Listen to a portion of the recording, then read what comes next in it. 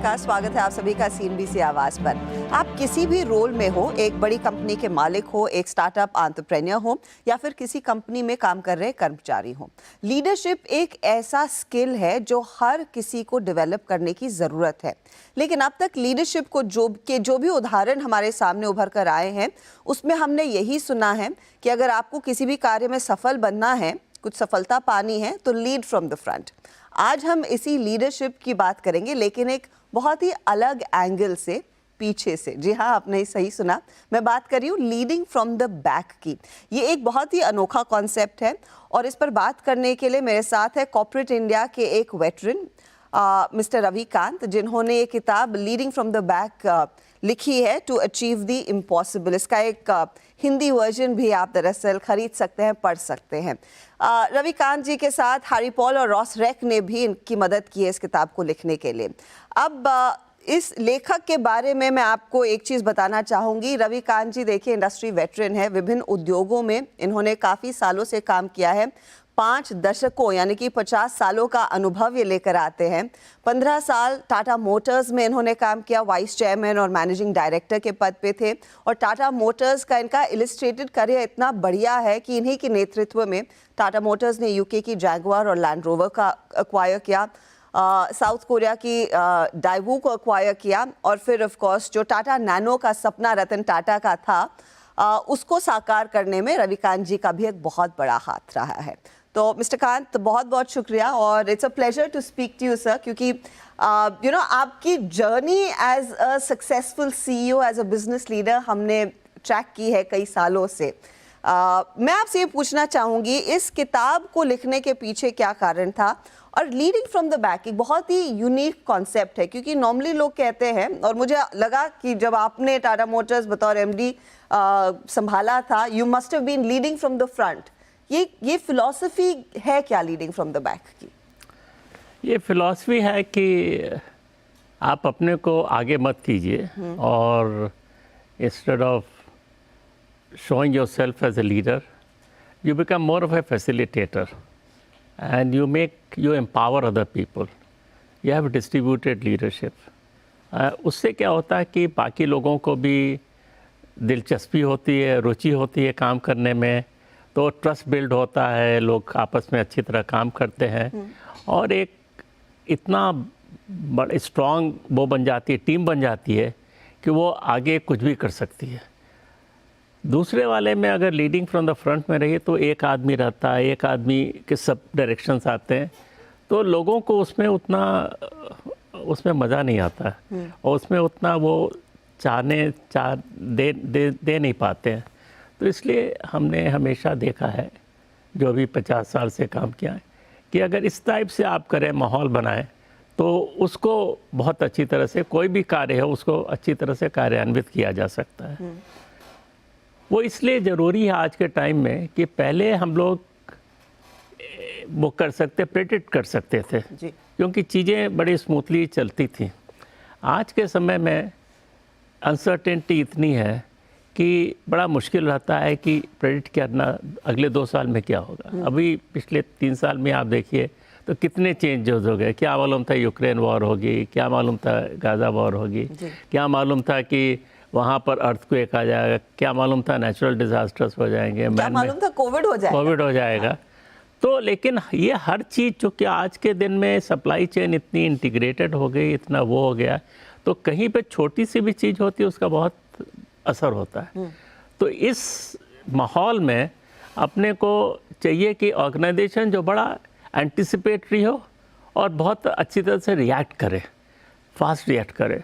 लेकिन अगर standard hierarchical organisation है, वो बड़ा रिजिड होता है, तो उसमें ये क्षमता नहीं होती है करने की। तो आप बेसिकली कह रहे हैं कि शायद आपको अपने बॉस के डिसीजन की ज़रूरत ना हो, अगर आपको लगता है कि कुछ चेंज करना है तो आप उसको इनिशिएट कर सकते हैं, है ना, ताकि वो साइकिल में आसानी से चेंज आता रहे और एक पर्टिकुलर इंस्टेंस का इंतजार ना करे कि एक फरमान जारी किया ये बदलाव आना चाहिए। बिल्कुल, बिल्कुल। ये आज के कॉन्टेक्स्ट में आपको लग रहा है लोग कर रहे हैं, भारत में इसका इस्तेमाल हो रहा है या फिर कई जगह हो रहा, भारत में भी, विदेश में भी हो रहा। दूसरी चीज जिसमें मैं ये बोलना चाहूँगा, 2 चीज़ और बोलना चाहूँगा कि इंफॉर्मेशन का इतना ज़्यादा वो हो रहा है कि पहले आदमी कुछ चीज़ें अपने साथ रख सकता था, लेकिन अब इतना इन्फॉर्मेशन हो रही है।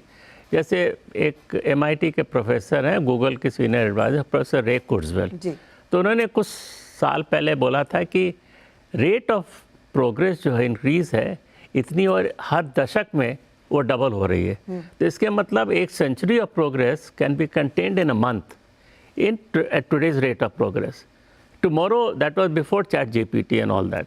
Today it can be done in a week. Maybe tomorrow it can be done in a day. So इस टाइप की इंफॉर्मेशन जब आती है तो इट इज़ इम्पॉसिबल कि एक आदमी वो सब चीज़ सोच सके। तो इसलिए you need to have distributed leadership. कई लोगों को लीडर बनाना होगा, कई लोगों को वो करना होगा, जिससे वो लोग इंफॉर्मेशन ऑब्जॉर्व करके सब भेजें और कलेक्टिव एक टाइप की डिसीजन मेकिंग प्रोसेस रहे। तीसरी चीज़ ये है कि जो leading from the front type of leader रहता था, चूँकि वो यहाँ रहता था तो उसकी पर्सनालिटी, उसकी कैरेक्टरिस्टिक ही दूसरी हो गई थी। मतलब वो अपने को बहुत बड़ा समझता था, वो अपने को ईगोइस्ट हो गया था, पॉम्पस हो गया था, सब कुछ सोचता था, सब कुछ वही जानता है और बाकी लोग कुछ जानते नहीं है। तो एक फियर, फेवर, फेवरेटिज्म, इस टाइप की चीज़ें होने लगी थी। इस टाइप के माहौल में हम लोगों ने तो किसी तरह से अपना समय गुजार लिया। आज के अगर बच्चों से पूछिए कि ये इस टाइप की उसमें लीडरशिप में काम करना चाहेंगे तो नहीं। मैं 50 से ज़्यादा लोगों इंटरेक्शन कर चुका हूँ, सब जगह मैंने सवाल पूछा, उन्होंने बोला नहीं। तो मिलेनियल्स, जेन ज़ेड जिसको बोलते हैं, वो इस टाइप की लीडरशिप एक्सेप्ट नहीं करेंगे।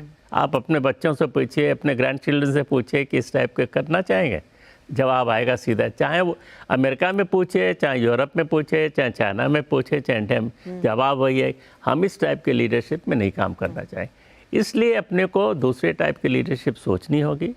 तो ऐसी लीडरशिप जो कि काम भी करे और ह्यूमन भी रहे, लोगों को स्पेस दे, लोगों को काम करने का अवसर दे, अपने टैलेंट को बढ़ाने का अवसर दे, और इस तरह से मिलजुल के अगर हम काम करेंगे तो बहुत पावरफुल फोर्स बना सकते हैं। रवि जी, एक ऐसी कभी कभी होता है, और शायद हर किसी की लाइफ साइकिल में आता है कि जब आप एक पोजीशन पर पहुंचते हैं, एक ओहदे पे पहुंचते हैं, आपको लगता है मैंने काफ़ी कुछ कर लिया, अब मैं अपनी एक्सपीरियंसेस आपके साथ बांटना चाहूँगा, या फिर आपको लगता है कि मैंने ये चीज़ें सक्सेसफुली अचीव कर ली तो मुझ में वो क्षमता है, लेकिन फिर वहीं पर आता है कि कोई एक ऐसे प्रोजेक्ट में आप फंस जाते हैं। तो अपने आप को एक व्यक्ति कैसे प्रिपेयर करे to lead from the back, वो भी एक माइंडसेट की बात है। तो उसमें अगर हम उतर सके तो आपकी किताब में बखूबी 3-4 चीजें लिखी हुई हैं, लेकिन इस टाइम में कितना इंपॉर्टेंट है वो माइंडसेट तैयार करना। बहुत आपने सवाल अच्छा पूछा, क्योंकि जितना आदमी सक्सेसफुल होता है उतना ही वो क्लोज माइंडेड होने लगता है। वो सोचता है कि मैं ही सब कुछ जानता हूँ। तो ये बाहर की चीज़, दूसरी चीज़, ये चीज़ें वो एब्जॉर्ब नहीं करता, देखता भी नहीं है। और इसलिए आप देखिए कि बहुत सी कंपनियां, बड़ी सक्सेसफुल कंपनी, बड़ी भारी भारी कंपनी, डिफरेंट इंडस्ट्रीज़, अमेरिका में हो, चाहे यूरोप में, चाहे इंडिया में, वो फिर इसके शिकार बन जाते हैं, क्लोज माइंडेड हो जाते हैं। वो देखते नहीं कि माहौल आगे का चेंज हो गया, लेकिन हम तो उसमें रट में चले जा रहे हैं। तो उसको अपने को चेंज करना। तो इसमें मैंने पूरा अपना सार निकाला है, उसमें 3 चीज़ें मैंने बोली हैं। एक है तो अपने के लिए क्या करना है, क्योंकि सब change starts with your self.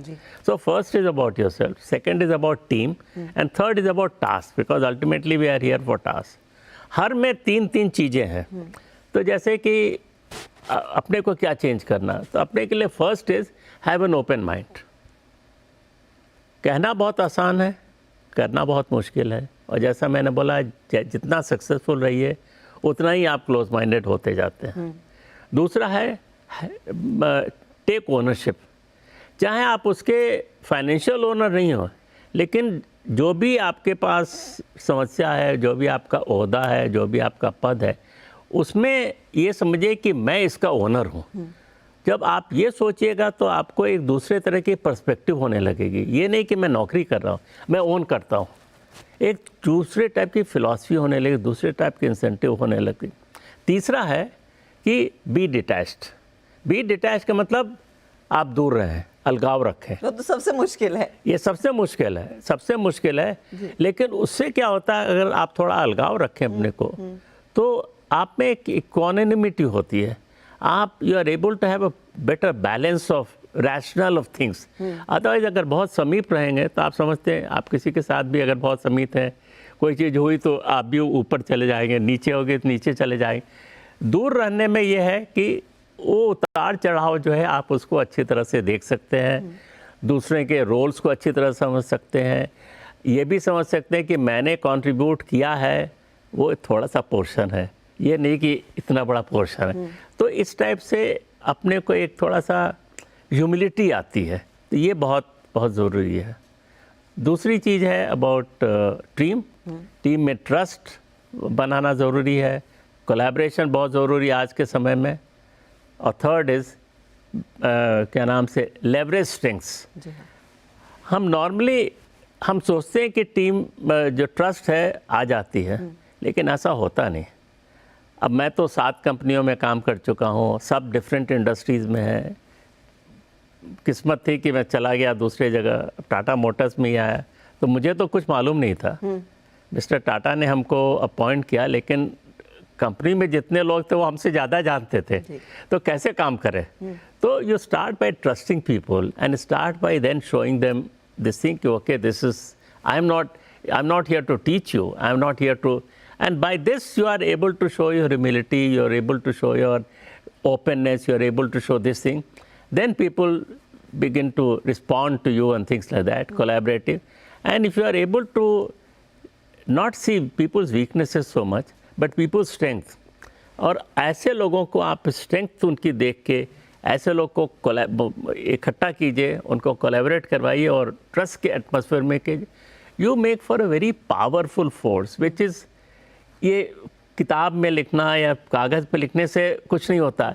वो जो एक जो फीलिंग होती है, एक जो स्पिरिट आती है, वो बहुत ही, तो इसीलिए आप असंभव को संभव कर सकते हैं। ये इंक्रीमेंटलिस्ट वो नहीं है philosophy, you can go for big targets. मैं उसी बिग टारगेट पे आऊँगी, क्योंकि आपने मेंशन किया, आपने जो टाटा मोटर्स का उदाहरण लिया, जब आपने कंपनी को की कमान संभाली थी as a managing director, company was primarily a commercial vehicles player, और उसके बाद फिर ये सोच आई कि इसे पैसेंजर व्हीकल साइड पर एक्सप्लोर किया जा सकता है। यहाँ पर इंडिका लॉन्च हुई, नैनो भी आई, लेकिन वुड यू थिंक कि सबसे मुश्किल था यूके में JLR को अक्वायर करना, क्योंकि वो एक बहुत बड़ा एस्टैब्लिश ब्रांड था, यहाँ पर एक भारतीय कंपनी इसे आकर ले रही थी, और मुझे याद है वो तब उस समय हम जब रिपोर्ट करते थे कि वहाँ पर काफ़ी ज़्यादा तनाव होता था कि क्या JLR और वहाँ की वर्कर्स यूनियन एक इंडियन कंपनी को एक्सेप्ट करेगी या नहीं। तो अगर उसका एक इंस्टेंस हमें बता सके, आपने उस कैसे ब्रिज को बांधा, and how were you in a leadership position but at the back end still involved in making that achievement. So I would like to make 2 points. First point is कि ये सोच जो है इतनी बड़ी चीज़ की वो करना है, ये रतन टाटा जी की सोच है। मतलब मैंने उनसे यही सीखा। मैं तो कभी अपने सोच नहीं सकता कि मैं इतनी बड़ी छलांग लगाऊं, लेकिन मिस्टर टाटा ने जो बताया, खुद किया कि आगे की सोचो, पीछे की ज़्यादा मत देखो, आगे देखो कि क्या अपॉर्चुनिटी है, कहाँ क्या हो सकता है। तो बड़ी बड़ी चीज़ जैसे एस का हुआ, चाहे नैनो आई, चाहे फिर इसके JLR के पहले हमने कोरिया में जैसे आपने बताया था डेवो लिया, वहाँ पर हम लोगों ने टेम्पलेट बनाया। तो टेम्पलेट ये बनाया वहाँ पर कि we should be seen as an Indian, we should be seen as a South Korean company in South Korea, not as an Indian company South Korea. Now there's very fundamental difference between the Western way of doing things and our way of doing things. Because we felt we must be part of the society, we must be part of this thing, the way we are, the way we work here. इस philosophy से हम लोग वहाँ पर गए, तो सब लोग बोल रहे थे कि हम लोग क्या उनकी टेक्नोलॉजी चूसने वाले हैं। किसी ने अमेरिका के डीलर उसके ग्रुप के प्रेसिडेंट ने बोला ये तंदूरी चिकन कंपनी कौन सी जैगवार को लेने आ रही है। लेकिन हम लोग अपने देखते गए, सबसे बात करते गए, वहाँ की यूनियन बहुत स्ट्रांग थी, यूनाइट थी, उनसे हमारा 3-4 घंटे का एक बड़ा भारी डिस्कशन हुआ। उनके पास 13 पन्ने के सवाल थे, सवाल पूछा उन्होंने, कुछ हमने जवाब दिया। पूरे अच्छे तरीके से, सिंसियर तरीके से, ओपन तरीके से किया। तो कई हमारे सहयोगियों को लगा कि ये तो बड़ा मुश्किल दौर गुजरा है, शायद हम लोग को नहीं मिलेगा।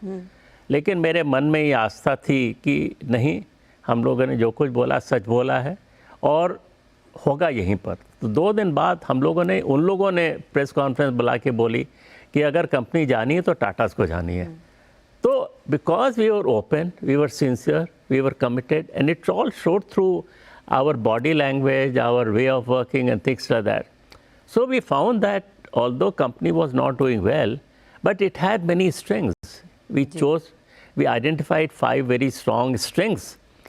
As I said, it is better to leverage strengths than to look at weaknesses. Weaknesses सब लोग देखते हैं. So we looked at their strengths. We identified 5 major strengths. We said कि we bring 2 strengths to the table. If we combine this, it will be a very powerful combination. And that's what we went for. In spite of people in India, people overseas, castigating the decision, Mr. Tata was under so much of pressure कि ये क्या कर रहे हैं, आप तो डुबा देंगे, ग्रुप को डुबा देंगे, सब कुछ हो जाएगा. लेकिन I think we went ahead because we were very clear that if we were to combine these strengths, we can do many wonderful things, and I think that's what finally. इस चर्चा में लेंगे एक छोटा सा ब्रेक, लेकिन आप बने रहिए CNBC आवाज के साथ। वेलकम बैक, आप देख रहे हैं CNBC आवाज पर एक खास पेशकश, और आज हम बात कर रहे हैं लीडिंग फ्रॉम द बैक के ऑथर रविकांत जी से। इनका करियर काफ़ी लंबा रहा है, 5 दशकों का दरअसल एक्सपीरियंस है, और इनसे हम यही समझ रहे हैं कि लीडिंग फ्रॉम द बैक की फिलॉसफी क्या है और कैसे आपको एक नए लीडर और एक सक्सेसफुल लीडर में दरअसल ये फिलॉसफी बना सकती है। इसमें एक चीज़ आती है कि आप लोग फेलियर से कैसे डील करते हैं, क्योंकि टाटा नैनो जो एनविजन था वो शायद उस लेवल तक नहीं डिलीवर हुआ, वहाँ पर कुछ ना कुछ खामियां थी। इसे कैसे डील किया गया आपके लेवल पर? रतन टाटा, क्योंकि उनका ये closest project था, and how was he as a leader when it came to dealing with a setback like Nano not doing as well as perhaps he would have wanted it to? मैं उनकी बात करूंगा। पहले बात की मैंने कि उनकी सोच बहुत ऊंची है। दूसरी चीज़ है कि उनमें ये थी कि वो ट्रस्ट बिल्ड करते थे। जी हाँ, चाहे छोटा आदमी हो बड़ा आदमी हो, उसकी कोई वो नहीं है। अगर आइडिया कहीं से आ रहा तो उसको एक्नॉलेज करते थे, उस पर सुनते थे, तो उससे एक ओपननेस थी। तो people used to come forward with newer ideas and things like that. And third was कि he was a great person to support his people. उनको ये मालूम था कि होता ही सब पे, कभी आपको सक्सेस मिलती है, कभी आपको फेलियर मिलती है, but he would support you to the last. Now अगर ये कोई आपका लीडर अगर ये आपको बोले, तो can you imagine with what confidence, what openness, what you want to give your best, you want to do many things which you would normally not do. I think that's what happened in Nano.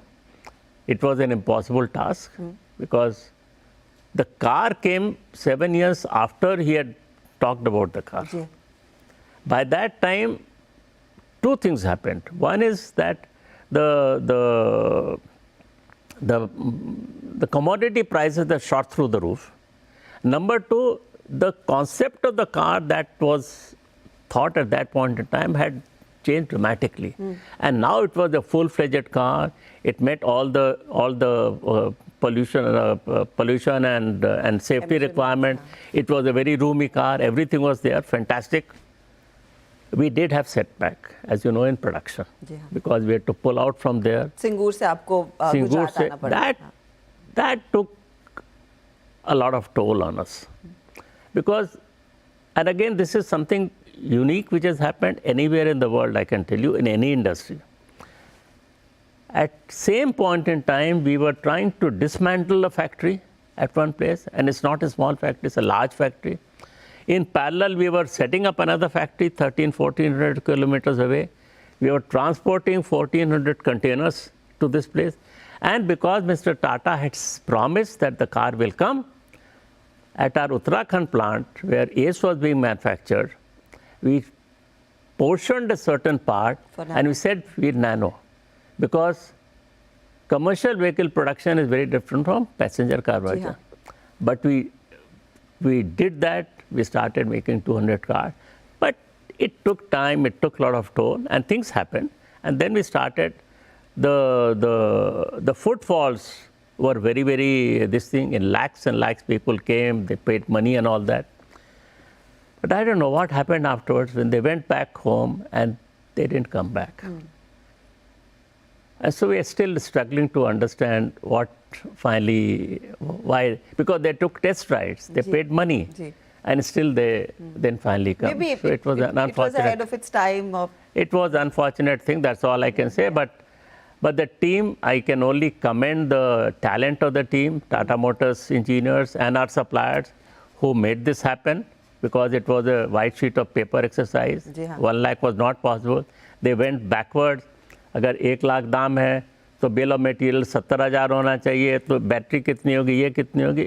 I think it was a fantastic, I would say, effort by Tata Motors engineers. That's why I'm saying I have huge respect for them, huge respect for the team, huge respect for the passion, and our suppliers. All they came forward and made it. ये जो startup mindset है उसमें कितना important रहेगा leading from the back and?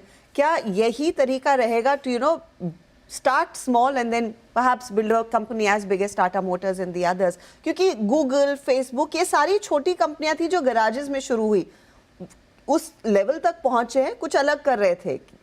Do you see them all following the same philosophy? देखिए, ये सवाल मुझसे कई बार पूछा गया पिछले 7-8 महीने में कि स्टार्टअप में क्या है, और कुछ लोगों ने बोला पहले लीडिंग फ्रॉम द फ्रंट करें, फिर लीडिंग फ्रॉम द बैक करें. कैसे अपने आप को करें? तो ऐसा है कि एक बार आप एक तरीके से ओरिएंट हो जाते हैं तो फिर उसको चेंज करना बड़ा मुश्किल होता है. तो मेरा ये विचार रहेगा कि आप शुरू से लीडिंग फ्रॉम द बैक करें. बहुत बहुत शुक्रिया रवि जी. और मैं हमारे दर्शकों को ये ज़रूर कहूँगी कि एक बहुत ही खूबसूरत किताब है, इसे ज़रूर पढ़िएगा. हिंदी में भी आपको मिलेगी और आपके काम करने के तरीके को पूरी तरह से बदलने वाली किताब है. बहुत बहुत शुक्रिया हमारे लिए समय निकालने के लिए. धन्यवाद.